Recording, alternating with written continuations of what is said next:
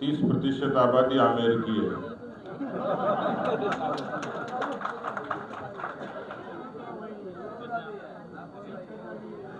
मैं जिन दिनों रोडवेज छाप और रेलवे छाप कार्यकर्ता होता था, क्योंकि अपने यहाँ कहा जाता है कि आदमी को संघर्ष के दिनों को नहीं भूलना चाहिए, तो जब रोडवेज का और रेल का सफर करते थे उस समय रेलवे स्टेशन पर सबसे पहला कोई व्यक्ति मिलता था जो सीट का जुगाड़ करता था, उसका नाम हमीद खान मेवाती है। इनके चक्कर में स्टॉल से पानी भी उधार मिल जाता था और कई बार ऐसी ट्रिक लगाते थे कि रेलगाड़ी के जाने का टाइम हो, उधर से चाय ले लें स्टॉल से, रेलगाड़ी रवाना हो जाए तो मुफ्त में चाय भी नसीब हो जाती थी।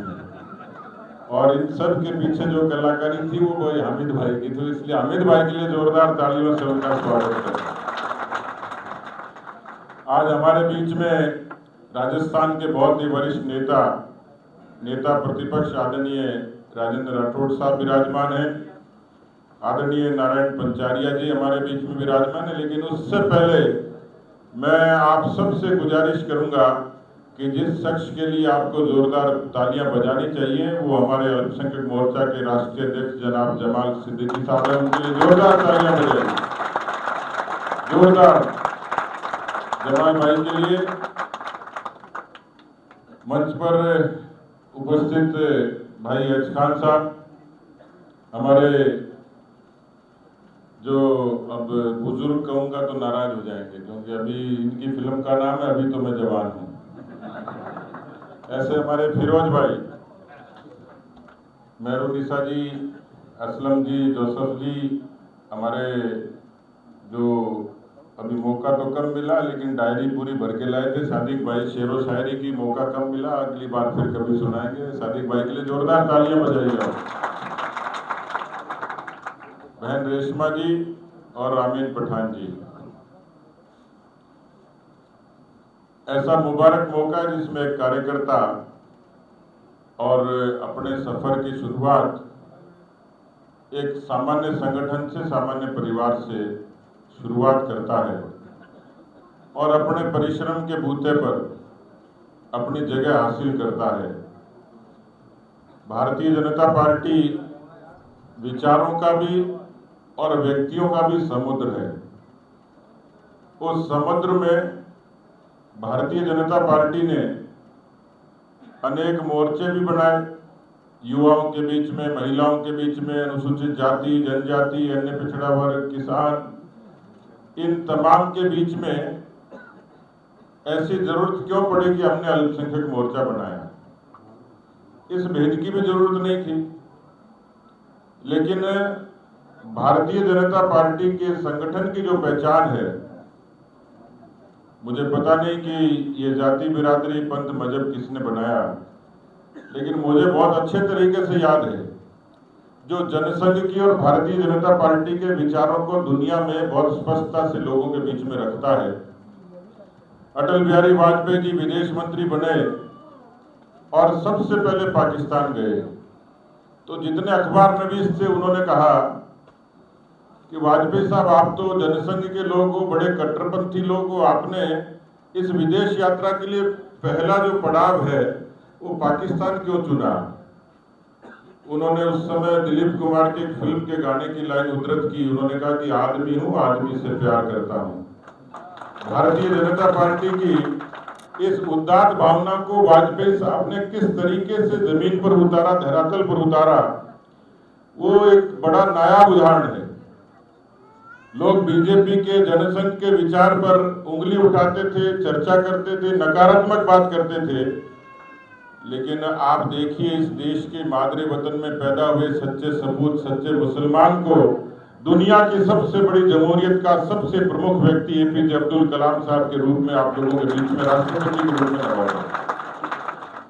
और कलाम साहब ने भी बड़ी शिद्दत के साथ, बहुत समर्पण के साथ और बहुत निष्ठा के साथ ये साबित कर दिया कि इस मादरे वतन हिंद में पैदा हुआ एक सच्चा मुसलमान अपने जमीन के प्रति, अपनी इस मातृभूमि के लिए कितना समर्पण करता है।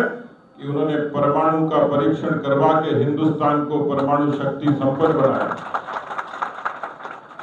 और इसलिए मुझे याद आता है, अभी आप भी शेरो शायरी से कह रहे थे कि हमारी खुशकिस्मती है कि हम हिंदुस्तान में पैदा हुए। मित्रों, अभी पुराने मुद्दे सब पीछे छूट गए, क्योंकि वो सब मुद्दे इसलिए होते थे कि कांग्रेस पार्टी को मजा आता था। उन्होंने कांग्रेस पार्टी ने लोगों को, उनको जाति से भी मतलब नहीं था, पंथ से भी, मजहब से किसी से मतलब नहीं था, उनको सिर्फ वोट से मतलब था। और इस देश का जो मुसलमान है उसको केवल वोट बैंक समझने की जो हिमाकत की, जो गलती की, जो पाप किया, वो कांग्रेस पार्टी ने किया।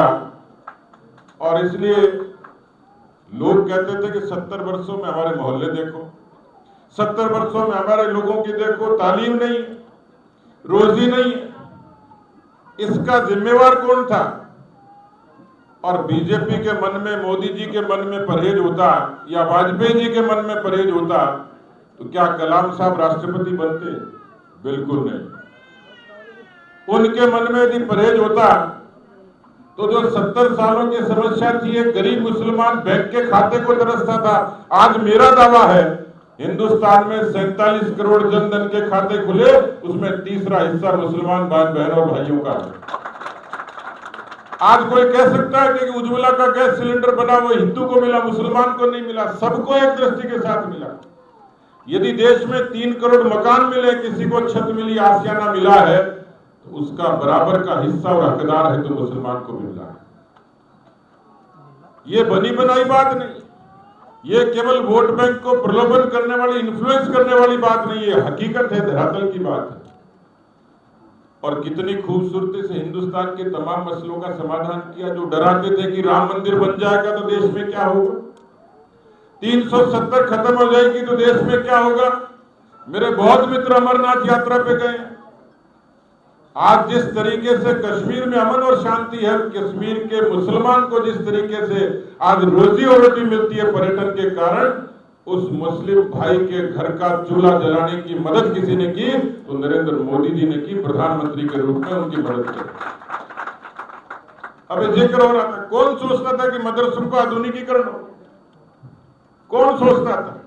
लेकिन उसके लिए भी करोड़ों रुपए के बजट का प्रावधान करके, ताकि हमारी ये पीढ़ी, जिस पीढ़ी को फिरका परस्त बनाया, जिस पीढ़ी को कट्टरपंथी बनाया, जिस पीढ़ी की सोच को विकृत किया, जिसको आगे पनपने नहीं दिया, और उसका नतीजा है आज तो ऐसा मौका है। जमाल भाई, आप हमारे अल्पसंख्यक मोर्चे के खजाने में 3 तोहफे लेके आए हो। भारतीय जनता पार्टी की राष्ट्रीय अध्यक्ष जी ने कल ही कार्यकारिणी की घोषणा की है, जिसमें हमारे 2 मुस्लिम भाई और एक हमारे ईसाई भाई को तो हाथ कंगन को आरसी क्या, प्रत्यक्ष के प्रमाण की आवश्यकता ही नहीं। मैं आप लोगों को निवेदन करना चाह रहा हूं कि दुनिया एक बार फिर से चांद पर जाने की जुगत में है, और उस समय केवल मीडिया की टीआरपी, सोशल मीडिया के इस तरीके के जो कट्टरपंथी लोग जो देश में विष फैलाना चाहते हैं, जो देश में फसाद करना चाहते हैं, जो हिंदुस्तान की तरक्की को नहीं देखना चाहते, वरना हिंदुस्तान की खूबसूरती के बारे में 1980 के दशक में एक अंतरिक्ष यात्री अंतरिक्ष में गए, उस समय की प्रधानमंत्री ने पूछा कि राकेश शर्मा जी, दुनिया कैसी दिखती है? आप कल्पना कीजिए कि जिस व्यक्ति की जान की बाजी लगी हुई हो, जिस व्यक्ति को ये पता नहीं कि जिंदा वापस जाऊंगा कि नहीं जाऊंगा, उसके जहन में क्या होता है। उस समय की प्रधानमंत्री ने पूछा कि राकेश शर्मा जी, दुनिया कैसी दिखती है? तो राकेश शर्मा जी कहते हैं, सारे जहां से अच्छा हिंदुस्तान हमारा। अंतरिक्ष का व्यक्ति भी अपनी जिंदगी की परवाह करके बगैर दुनिया में भारत की खूबसूरती देखता है, तो वो खूबसूरती इंद्रधनुष के रंगों की है। वो खूबसूरती हिंदू, मुस्लिम, सिख, ईसाई, पारसी, जैन सबके एक इंद्रधनुषी रंगों के साथ में है। और इसलिए इस हिंदुस्तान को तरक्की देने के लिए, हिंदुस्तान के स्वाभिमान को ऊंचा करने के लिए जंगे आजादी में भी जो जंग लड़ी गई, मुझे अच्छे तरीके से याद है।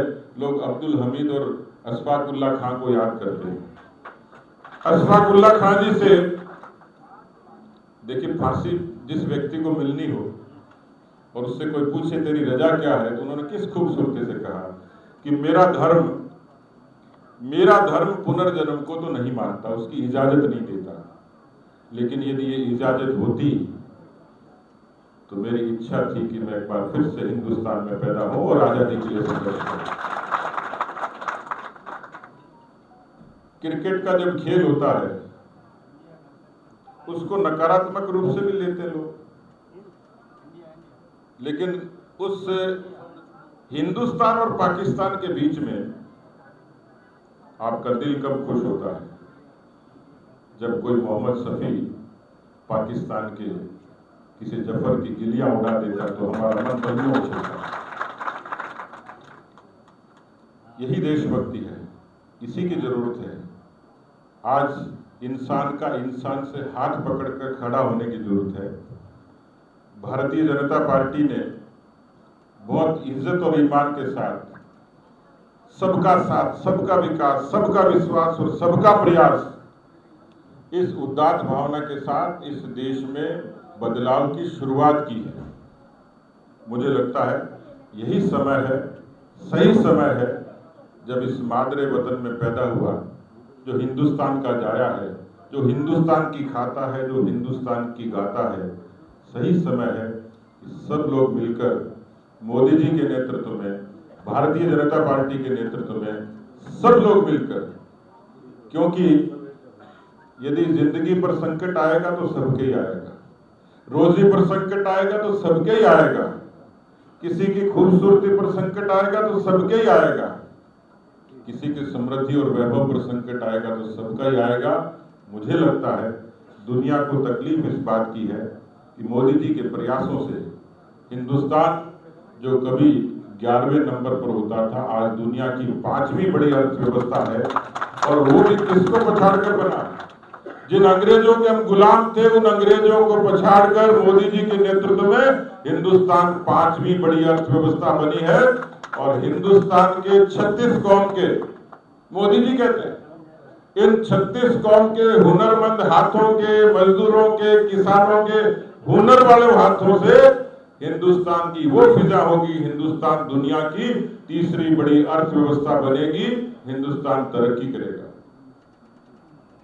मित्रों, पूरी दुनिया के लोग छक्के छूट गए, पसीने आ गए, कोरोना आ गया। लोग कहते थे, संयुक्त राष्ट्र संघ के लोग सबसे ज्यादा फिक्रमंद थे कि दुनिया में सबसे ज्यादा किसी देश को तकलीफ होगी, उस देश का नाम हिंदुस्तान है, क्योंकि 140 करोड़ की देश को टीका लगाना, उनको समझाना, उनको अनुशासित रखना और इस बीमारी से बचाना कई दुनिया में चुनौती है तो देश में है। कोई माई का लाल उंगली उठाकर कह दे कि मोदी ने निरपेक्ष रूप से अपने इस 140 करोड़ के परिवार को, जिसमें मुस्लिम भी रहता है, सिख भी, ईसाई भी, बौद्ध भी, जैन भी, इन सभी मजहब के लोगों की जिंदगी की सुरक्षा कोरोना का टीका लगाकर उन लोगों को महफूज किया, उसका श्रेय किसी को तो नरेंद्र मोदी को। नरेंद्र मोदी जिंदाबाद, जिंदाबाद, जिंदाबाद। इसलिए मुझे लगता है कि हम सब लोग उनके नेतृत्व में, और आज वही चीज जो सादिक भाई ने कही, ये समय है कि राजस्थान की इस निरंकुश सरकार को, इस राजस्थान की सरकार को जिसने आवाम का भला नहीं किया, ये नारे जरूर लगाते हैं और सही कह रहे थे कि रोजा इफ्तार की पार्टियां देते हैं, लेकिन 1.25 करोड़ लोगों में मुस्लिम बच्चे भी तो होंगे जिन्होंने परीक्षा दी होगी, पेपर लीक हो गया होगा। क्या मुस्लिमों में वो किसान नहीं थे कि जो कर्जे के कारण जिन्होंने आत्महत्या कर ली होगी? या कोई मुस्लिम ऐसा नहीं होगा जिसको भ्रष्टाचार की चपेट में नहीं आना पड़ा होगा? या किसी मुस्लिम बहन की अस्मत नहीं लूटी गई होगी? या किसी गरीब मरीज का दम तोड़ने पर मजबूर होना पड़ा होगा? और इसलिए राजस्थान की जो सरकार जो भेदभाव करती है, जो वोट बैंक की राजनीति करती है, मैं आपसे आग्रह करता हूं कि आप सब लोगों को इस राजस्थान की कांग्रेस पार्टी की, अशोक गहलोत सरकार की हकीकत जनता तक बतानी पड़ेगी।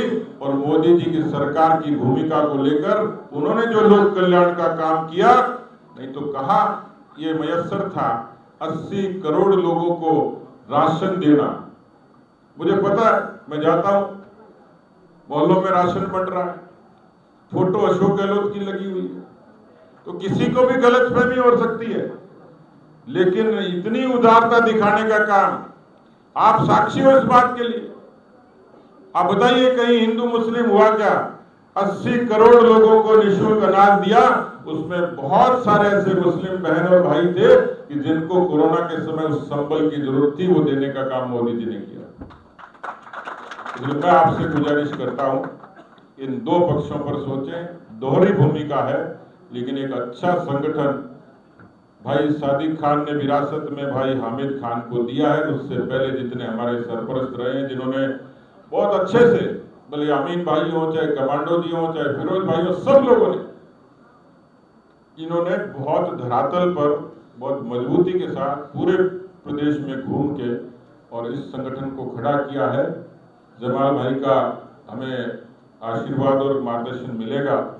मैं तो इतनी गुजारिश करूंगा कि हम सब लोग मिलकर अल्पसंख्यक मोर्चा को एक नई ऊंचाई दें। भारतीय जनता पार्टी की जो सरकार राजस्थान में बनेगी, मैं इतना ही कह सकता हूं, उसमें आप सब लोगों का सम्मान होगा, सहभागिता होगी। बहुत बहुत धन्यवाद। जय हिंद, जय भारत। बहुत बहुत धन्यवाद।